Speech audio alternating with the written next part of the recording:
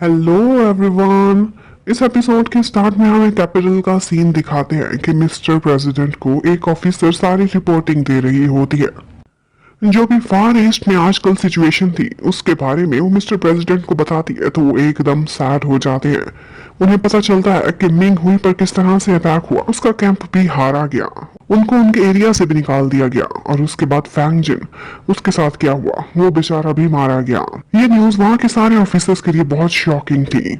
उनके दो बड़े जनरल्स वो मारे गए थे और फार ईस्ट के ज्यादातर एरिया पर इस वक्त डीमन आर्मी का कब्जा हो चुका था। अगर कोई बड़ा शहर था जो बच गया था तो वो था पाई सिटी, और पाई सिटी में इस वक्त स्टर्लिंग था।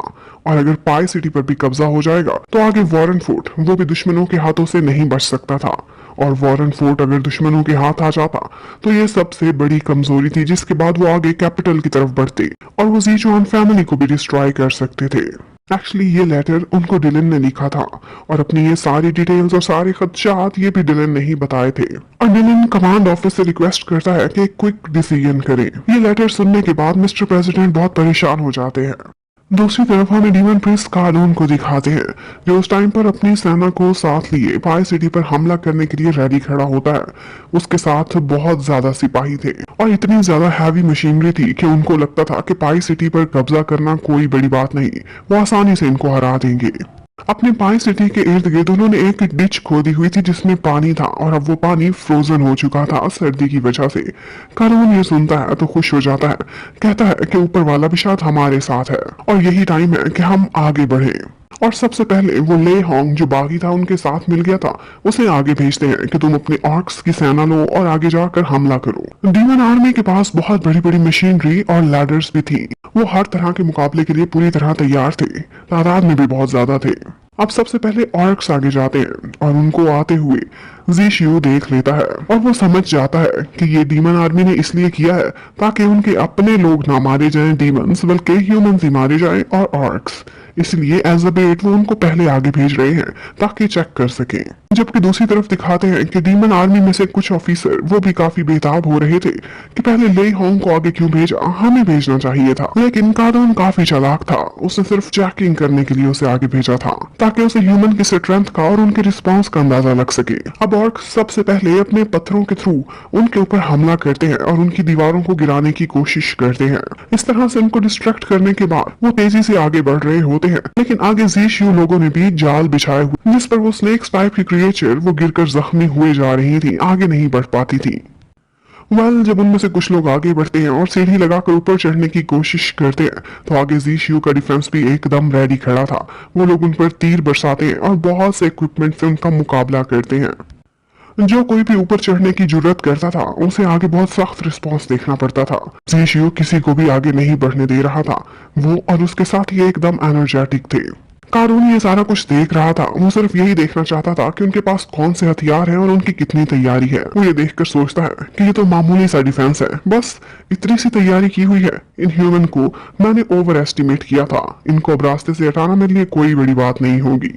दूसरी तरफ हमें स्टर्लिंग को दिखाते हैं, वो शहर के दूसरे किनारे पर था और उसे उसका एक सिपाही आकर बताता है कि जीशियो की तरफ से हमला हो चुका है। स्टर्लिंग कहता है कि मुझे जीशियो पर पूरा भरोसा है, जो सिपाही जहां पर मौजूद है वो वहीं पर ही खड़े रहेंगे। जीशियो अकेला मुकाबला कर सकता है, वो सारा कुछ हैंडल कर लेगा। अब बहुत बड़ी बड़ी सीढ़ियां लगाकर वो ऑर्क्स उनकी दीवारों पर चढ़ते जा रहे थे, तो यहाँ पर जीशियो ऑर्डर देता है कि वो अपने स्पेशल बनाए हुए फोक्स को यूज करें। वो लोग उनकी सीढ़ियों के बीच बड़े बड़े से फोक्स लगाते हैं और उन सारों को नीचे गिरा देते हैं। जो भी सीढ़ी आगे से लगाता था उसके साथ यही अंजाम होता था। कारों ने अब सारा अंदाजा लगा लिया था कि इनकी स्ट्रेंथ कितनी है, तो वो अपने अगले डिवीजन को ऑर्डर करता है कि 3 डिवीजन साथ जाएं और एक साथ अटैक करें उनके दरवाजे के थ्रू। उसे लग रहा था कि ये मामूली सा काम होगा, इसलिए वो उन ऑर्क्स को और ले होंग को उस वक्त एक अलार्म बजाकर वापस बुलवा लेता है और वो लोग वापस चले जाते हैं।